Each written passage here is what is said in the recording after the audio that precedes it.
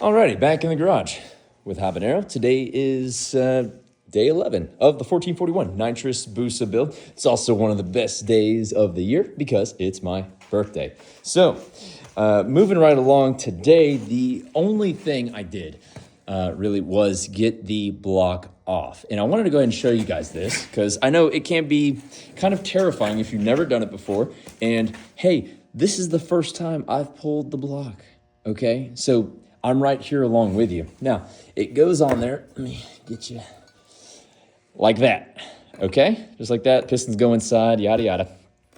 There is going to be some coolant in there, so you can see my mess. Now, there's an oil line on this side. There's one on this side. Get those off, and you've got your water pump over here with your hose and this weird fitting. So obviously get this unscrewed. There's 3 bolts right there. And then you've got a couple of nuts on the studs on this side. And you've got the chain guide right here, okay? And that goes, in there. So you'll see it.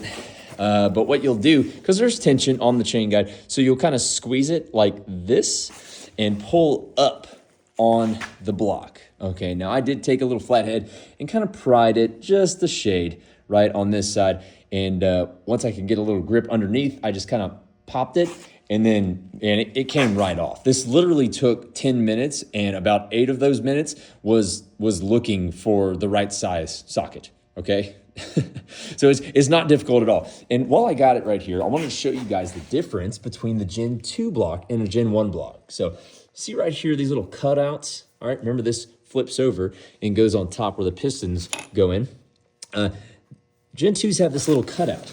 Now, this is my Gen 1 that's already been bored to 84 mil from Rob Bush, and you can see there's no cutouts. That's what makes them so desirable. Now, I guess, and it's not a very common occurrence from what I've read, but the cylinder walls on the Gen 2s are not as, I guess thick is the word. They're not as strong, okay, because of these cutouts. So some folks have experienced a split block when going to a 1441 build. Now, if you go to, a smaller build, like a 1397 or something like that, then it's typically okay. But going to a 1441 is like, you're really pushing it, bro.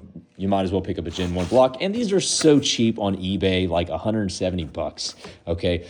You can send them off, do the block swap with Rob Bush, and you get it back within a week. And very, very reasonable.